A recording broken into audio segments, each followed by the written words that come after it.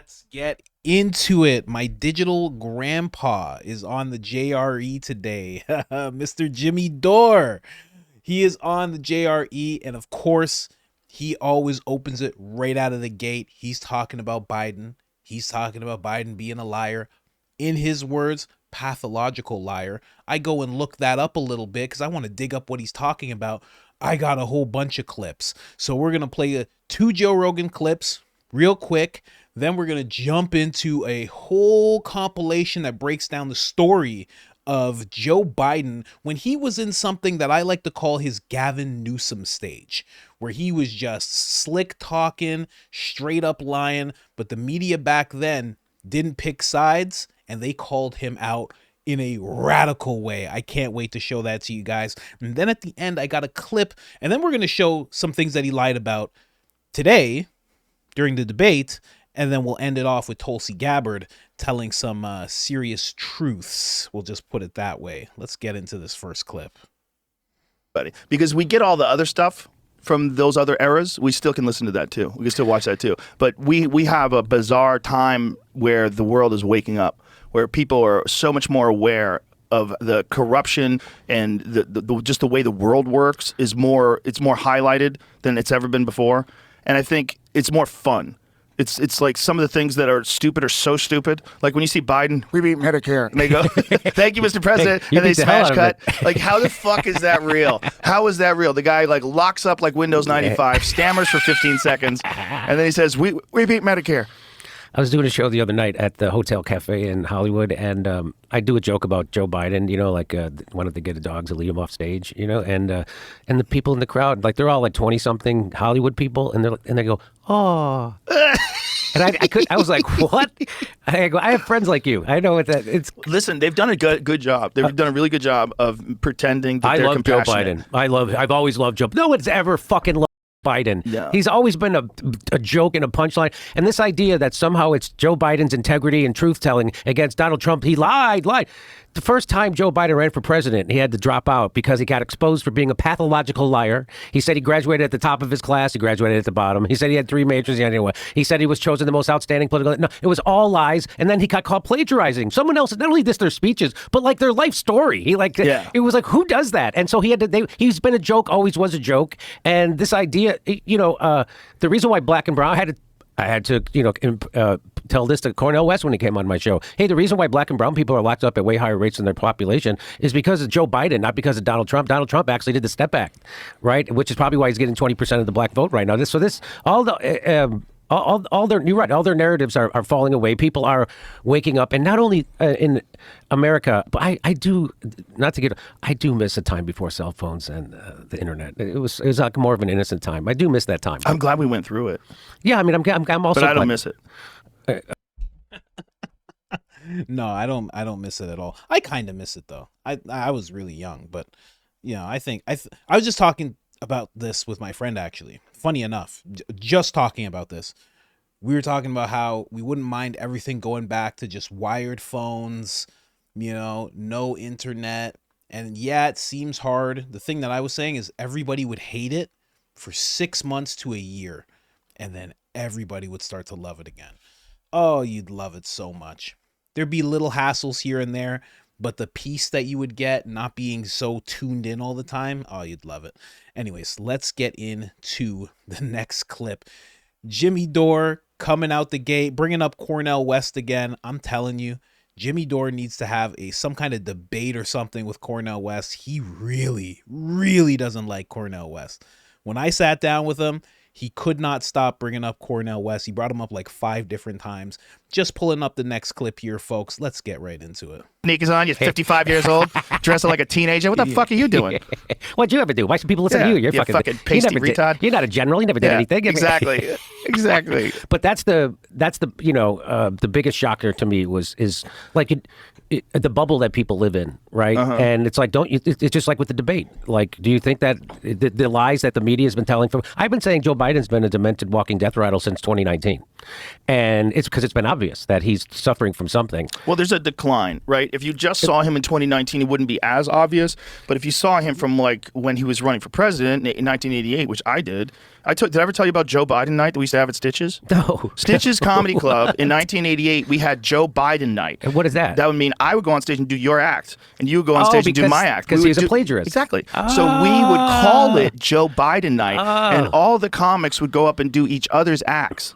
That sounds like fun. It was fun. It was so fun. Because just like some guys, you watch a guy like Jimmy Tingle or, back in those days, Steve Sweeney. And you could go up and do their act. Fitzy. And the guys you work with all the time, where you got to see their set all the time, you go up and do their act. And we had a great time. But it was open mockery that he was a known plagiarist.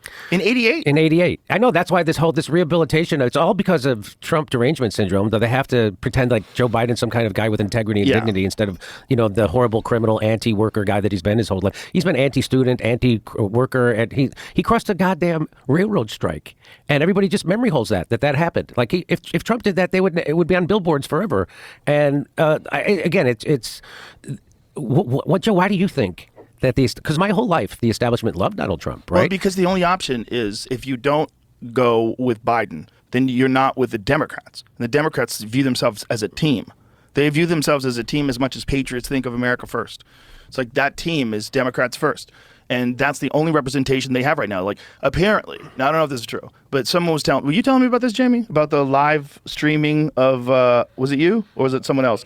Of Rob Reiner and all these people. Oh, they were earlier too. Like, I'll find the story. When I read that it they were all online. live streaming the debate and freaking out. Barbara Streisand's crying.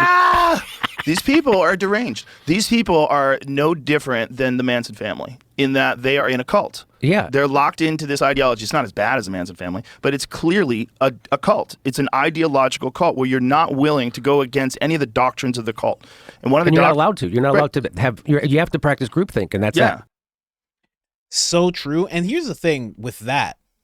It's so hard to tell the difference. And this is why I say they work hand in hand and they're both beholden to some agency in the background, because you can't tell the difference between Democrats that are politicians and the mainstream media news.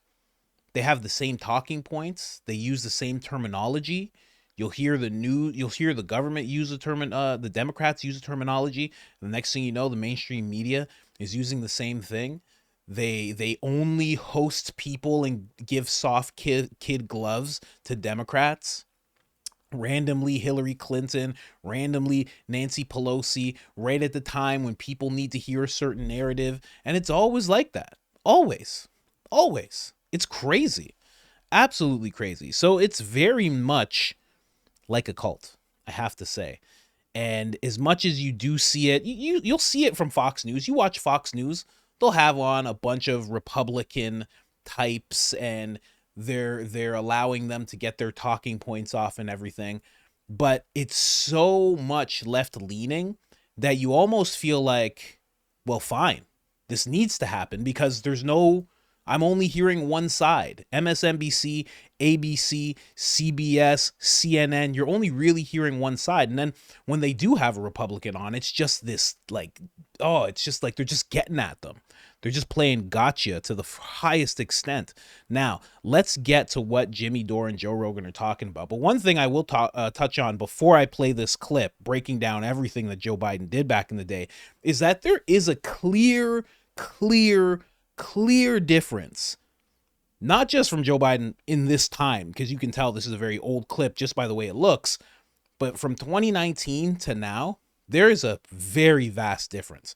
Obama administration to now, Joe Biden's I've said it 100 times, he's a different person. And I don't even know if it's just figuratively anymore.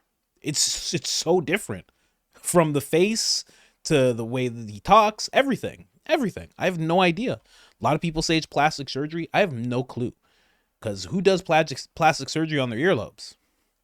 I'm just saying, that's for a whole different podcast. I don't want to get into it, but from 2019 to 2024, you can see a vast decline. It's not a little bit. It's really, really apparent. And 2019 wasn't like he was Obama level with speaking or anything. He was still bad. It's just gotten so much worse. It's gotten so bad to the point where Van Jones is like, we have to replace him. Van Jones. CNN's Van Jones. CNN, MSNBC, they're like, who are they going to replace him with? We really need to replace him. Joe just said they're like a team, and they're not even acting like it anymore. Anyways, let's get to it right now. 76th in a class of 85.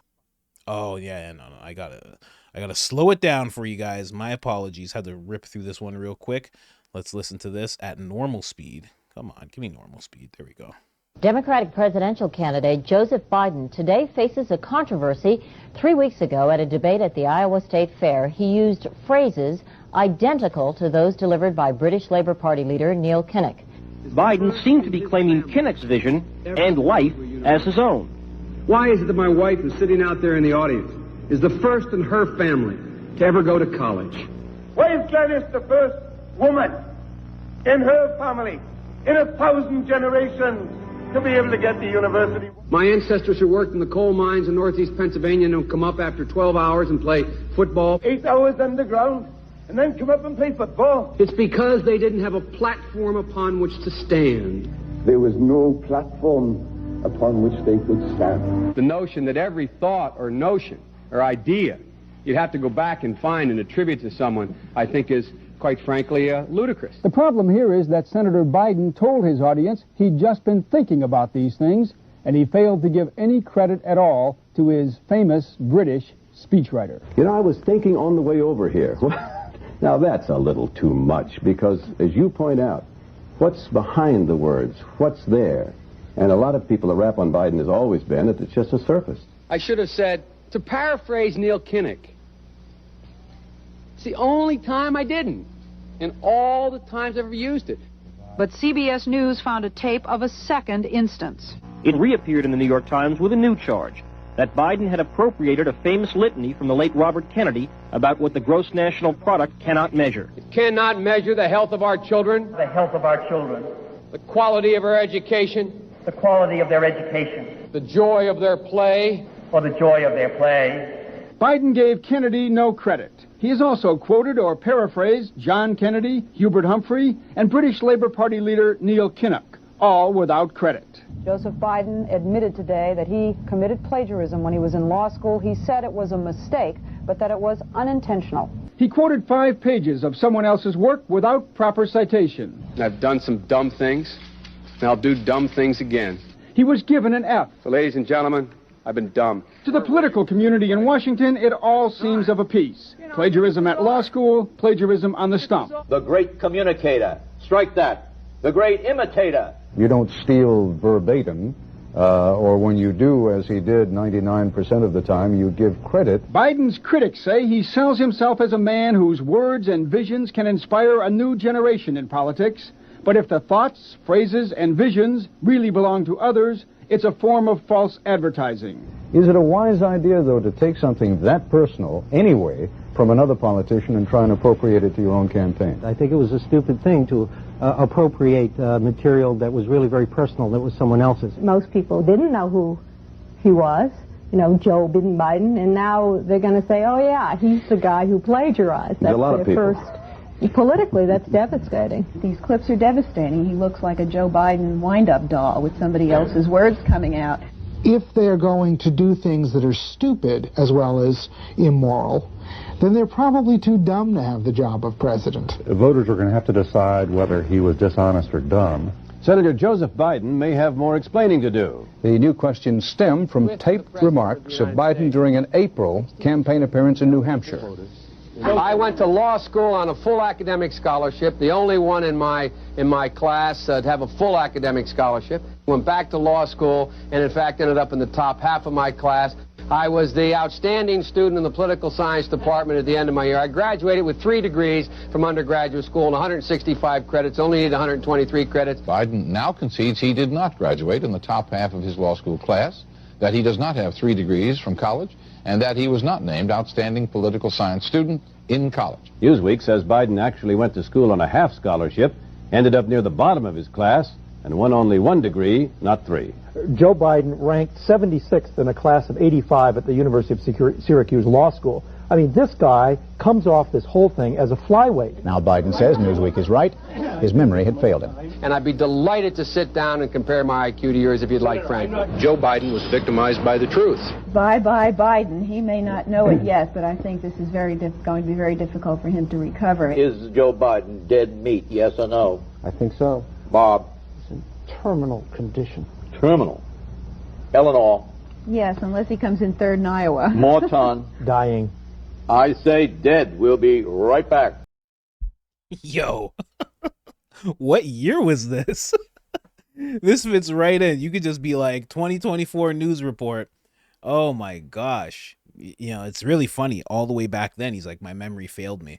And you know what? Back then, they're probably like, oh, he's just a liar. How dare he say his memory failed him? You never know. It could have been starting all the way back then. Who knows? I mean, the surgery that he had was a serious surgery, and it was something that was developing over years. And it was like within his brain, back of the head kind of thing. So, who knows? But that was wild. I had 3 degrees. Turns out he did not have 3 degrees. I graduated at the top of my class. Turns out he was at the bottom of his class. But that's what you're going to do. If you're going to, listen, if I'm at the bottom of my class and I'm going to lie, I'm not going to be like, and I was in the middle. I wasn't too good. I wasn't too bad. No. I'm going to the top. I'm going to the top, of course. Makes sense. That's how you got to do it, I guess.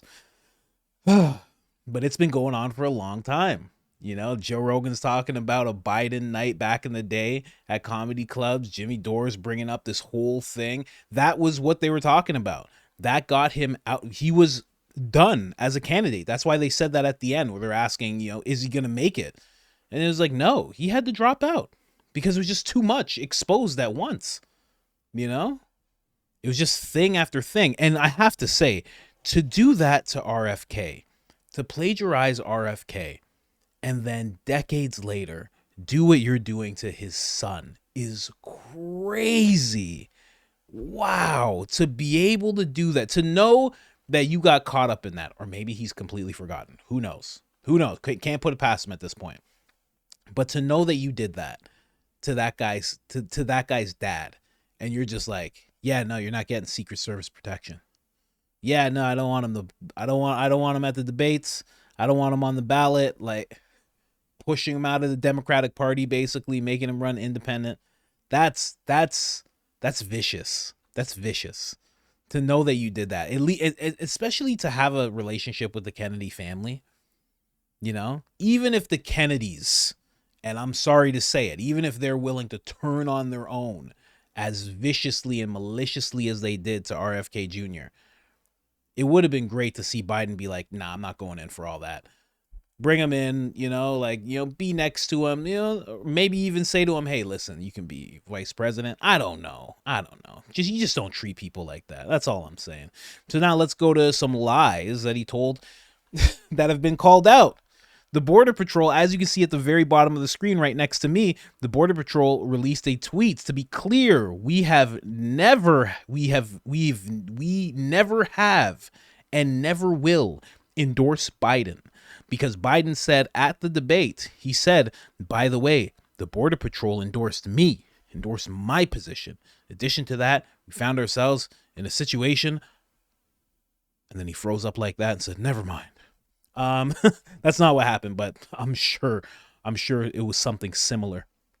And the Border Patrol made it very clear. And this makes sense because Donald Trump was at the border. You guys remember they were both visiting the border at the same time, around the time that Greg Abbott decided that he's going to put up barbed wire and shipping containers and he's going to stop the flow on his own. Well, what ended up happening is Trump went there, Biden went there. Biden met up with some people who were with Border Patrol, and they talked with him, and they had a little photo op and a little talk. He didn't give a whole speech like Trump did. He actually just got told a bunch of things by people who were working within the I don't know, just Border Patrol. I was going to call it an industry, but it's not an industry. Now, what ended up happening is Trump also was at the border. He gave a speech, and he was literally backed up standing behind and spoke along with the president of the Border Patrol. His last name's escaping me, but his first name is Brandon. I remember that. I covered videos on that. I made sure, because it was a big moment to have Trump there and to have the Border Patrol really backing him. And the Border Patrol was talking about how they are endorsing Donald Trump because they liked his positions and what he wanted to actually see happen. And they wanted the wall to be built, but Biden actually took the wall material. Biden and whoever was actually the one, handling everything. They took the wall material and they sold it for cents on the dollar. I'm not sure of the full amount, but there was a lot of wall that was sitting around ready to be built, and they sold it off, removed Remain in Mexico, and basically just opened up the border with no plans of sealing it whatsoever. So, of course, the Border Patrol is going to have this stance that you see here, which is, we will never endorse you. So, let's get to the last thing. It's Tulsi. I got to say, nice hair. You know what I mean? I don't want to speak out of turn, right? I'm just saying. She looks all right there. She got a little dolled up, I see. She's not playing around on her YouTube, apparently. Now, Tulsi had this to say about what Biden said in regards to him saying that there was no soldiers that died on his watch at all. Tulsi has a different message. Let's go. Biden had the audacity to look into the camera and proudly proclaim that no service members have been killed under his administration. This was a punch in the gut to me and to all of us who have worn the uniform, who continue to serve, and especially to the Gold Star families of the 13 servicemen and women who were killed during Biden's disastrous exit from Afghanistan. It was a punch in the gut to the Gold Star families of the 3 soldiers who were killed in Jordan just this past January in a drone attack that also wounded 34 others. Our commander-in-chief, their commander-in-chief, was so unaffected by the loss of every one of these precious lives that occurred because of his policies that he couldn't even remember them, could not remember that they paid the ultimate price. Tulsi Gabbard not playing around. Definitely looking for that VP spot. That's what I have to say. You know why? Because I'm a good gauge of things, right? This is her social media, all right? It's just recently, this is her YouTube. Recently, she's been posting every single day. She's making sure to get the message out there.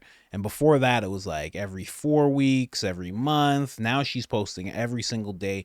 Big boost in support for Trump. She's making it very vocal.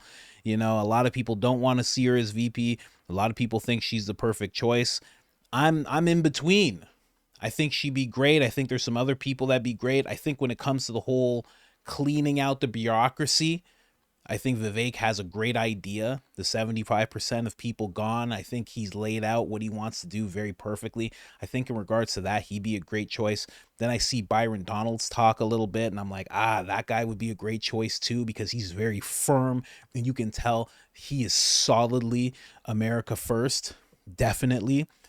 And other than that, I mean, who else is there? Yeah, I heard JD Vance. I don't know much about that guy. He seems pretty good. I saw him handle himself pretty well in some interviews, defends Trump pretty well. I don't know who it's going to be. Maybe it'll be Kamala Harris. That'd be a good choice too, right?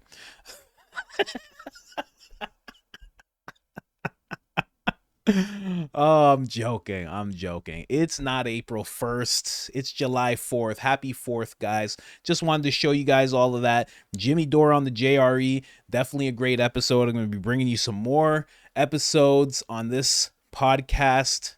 Should be great. I'm so happy that he got onto the show once again. I was hoping that it would be longer, because Jimmy Dore is known for his rants. He could easily do a 4-hour podcast. There must have been some kind of engagement that both of them had to do, because they seem to have wrapped it up kind of abruptly. But, all good. Jimmy Dore posts every day anyway on his channel. If you don't know about him, go check him out. Anyways, guys, like, subscribe, all that good stuff. Other than that, I'm out.